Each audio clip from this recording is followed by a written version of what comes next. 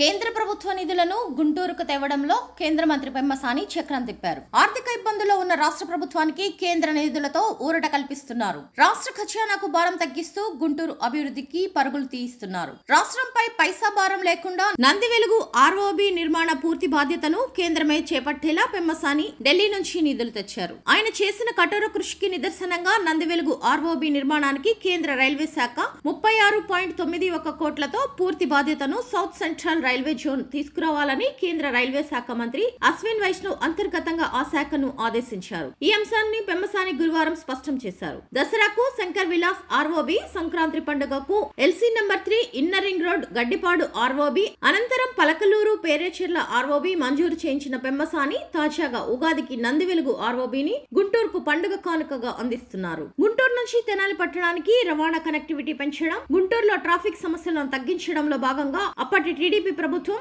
గుంటూరు హనుమాన్ పాలెం వరకు 850 మీటర్ల పొడవున LC number 249 ROB నిర్మాణానికి 2014లో ఆమోదం తెలిపింది. 2017లో మొదలైన ఆ ప్రాజెక్టుకు కేంద్ర రాష్ట్ర ప్రభుత్వాల నిధులతో 2019లో పూర్తి చేసేలా అప్పట్లో ఒప్పందాలు కుదిరాయి. కానీ ఆ ప్రాజెక్టు అనేక మార్లు నిర్దిష్ట కాల పరిమితిని పెరుగుతూ వచ్చింది. కానీ 2019 తర్వాత అధికారంలోకి వచ్చిన వైసీపీ ప్రభుత్వం రాష్ట్ర ప్రభుత్వ వాటాను చెల్లించడంలో చేతులెత్తేసింది. అప్పటికే 6.18 కోట్ల కేంద్ర రైల్వే శాఖ 10.82 కోట్లను అప్పటి టీడీపీ ప్రభుత్వం వ్యయం చేసి బ్రిడ్జి పనులను చేపట్టింది. కొంతమేర పనులు పూర్తి కాగా 2019 తర్వాత వైసీపీ అధికారంలోకి రావడంతో రాష్ట్ర ప్రభుత్వ వాటా చెల్లించాల్సిందిగా 8 కోట్లను చెల్లించడంలో చేతులెత్తేసింది. అప్పటి నుంచి ఏళ్లు గడుస్తున్న వీడని నిర్లక్ష్యం కారణంగా ఆ నిర్మాణ పునాదులు మొండిగోడల్లా మిగిలిపోయాయి. 2024 జూన్ 9న కేంద్ర సహాయ మంత్రిగా బాధ్యతలు చేపట్టిన పెమ్మసాని చంద్రశేఖర్ ఎన్నికల్లో ఇచ్చిన ఒక్కో హామీపై దృష్టి పెడుతూ వచ్చారు. అందులో భాగంగా నందివెలుగు ఆర్ఓబి నిర్మాణానికి కావాల్సిన నిధుల కోసం జూలై 24న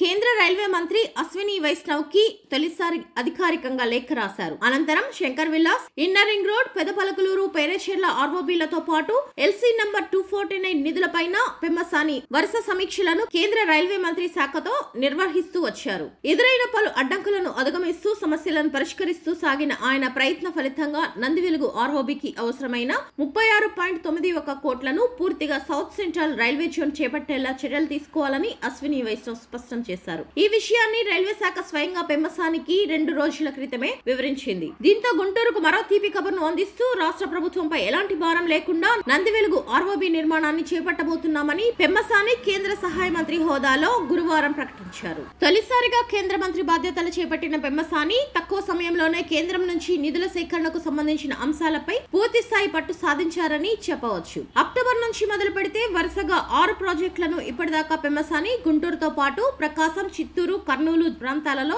అభివృద్ధి ప్రాజెక్టులకు శ్రీకారం చుట్టారు. విజయదశమి నుంచి మొదలు పెడితే దసరాకు 98 కోట్ల నిధులతో శంకర్ విలాస్ ఆర్ఓబి, పత్తిపాడులో 100 పడకలతో ఈఎస్ఐ ఆసుపత్రికి అనుమతులు, సంక్రాంతికి 107.72 కోట్లతో Gaddipadu inner ring road ROB, అలాగే జనవరి 28న 41 కోట్ల రూపాయలతో పెద్దపలకలూరు పేరేచెర్ల ఆర్ఓబితో పాటుగా తాజాగా నందివెలుగు ఆర్ఓబి నిర్మాణ నిధులను కేంద్రం నుంచే మంజూరు చేయించుకోవడంలో పెమ్మసాని సఫలీకృతులయ్యారు. కాగా కేవలం 4 నెలల్లో 6 ప్రాజెక్టులను సాధించిన పెమ్మసాని పట్టువదలని ప్రయత్నాలపై ప్రజలకు హర్షాతికేతాలు వ్యక్తం చేస్తున్నారు. గుంటూరు ప్రజలందరికీ కూడా మరొక శుభవార్త. గుంటూరు పట్టణంలో ఉన్నటువంటి ట్రాఫిక్ సమస్యల దృష్ట్యా ఇప్పటి వరకు 3 ఫ్లైఓవర్స్ శాంక్షన్ చేయించాం.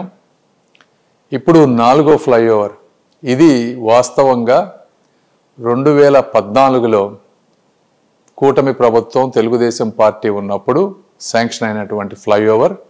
2017లో దీనికి ల్యాండ్, మున్సిపాలిటీ అనుమతులు అన్నీ ఇచ్చి సైట్ హ్యాండ్ ఓవర్ చేయడం జరిగింది. ఒరిజినల్ గోల్ ప్రకారం 2019కి ఈ బ్రిడ్జ్ అంతా కంప్లీట్ కావాల్సినటువంటి పరిస్థితి. ఇది నందివెలుగు ఫ్లైఓవర్, గుంటూరు హనుమాన్ పాలెంని కనెక్ట్ చేసేటువంటి ఫ్లైఓవర్. ఇది చాలా ముఖ్యమైనది. ఎందుకంటే రైతులు, చుట్టుపక్కల ప్రాంత ప్రజలందరూ కూడా గుంటూరులోకి వచ్చేటువంటి ఇంపార్టెంట్ ఫ్లైఓవర్.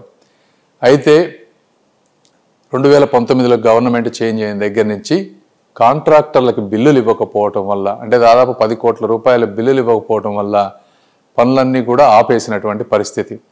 ఇది ఒరిజినల్గా 50% రైల్వే, 50% స్టేట్ గవర్నమెంట్ తోటి చేయాల్సినటువంటి ప్రాజెక్ట్. రైల్వే వారి పనులన్నీ కూడా పూర్తి చేశారు 2022 కల్లా. అయితే స్టేట్ గవర్నమెంట్ నుంచి డబ్బు రాకపోవడం వల్ల పూర్తిగా ఆగిపోయినటువంటి పరిస్థితి. అంటే దాదాపుగా 10 సంవత్సరాల పాటు ఈ ప్రాజెక్ట్ శాంక్షన్ అయినా కూడా కంప్లీట్ కానటువంటి పరిస్థితి. ఈ రోజున రివైజ్డ్ ఎస్టిమేట్స్ వేసినప్పుడు 10 కోట్లు పాత కాంట్రాక్టర్కి, అదేవిధంగా కొత్త రివైజ్డ్ ఎస్టిమేట్ ఇన్కంప్లీట్ వర్క్ను కంప్లీట్ చేయడానికి 26 కోట్లు కలిపి దాదాపుగా 36 కోట్ల రూపాయలతోటి ఈరోజు రాష్ట్రం మీద ఒక్క రూపాయి కూడా ఆర్థిక భారం పడకుండా మొత్తం సెంట్రల్ గవర్నమెంట్ భరించేటువంటి పరిస్థితి ఈరోజు కూటమి ప్రభుత్వం వల్ల జరిగింది. దీనికి సహకరించినటువంటి రైల్వే మినిస్టర్ అశ్విని వైష్ణవ్ గారికి, సోమన్న గారికి, సౌత్ సెంట్రల్ రైల్వే అధికారులకు, అదేవిధంగా ఈ గుంటూరు ప్రజలకు సేవ చేసుకునేటువంటి అవకాశాన్ని కల్పించినటువంటి శ్రీ నారా చంద్రబాబు నాయుడు గారికి, పవన్ కళ్యాణ్ గారికి, నారా లోకేష్ గారికి, అదేవిధంగా మా ఆఫీస్ స్టాఫ్కి, లోకల్ ఎమ్మెల్యేలకి అందరికీ కూడా మనస్ఫూర్తిగా ధన్యవాదాలు తెలుపుకుంటా ఉన్నాను. Thank you.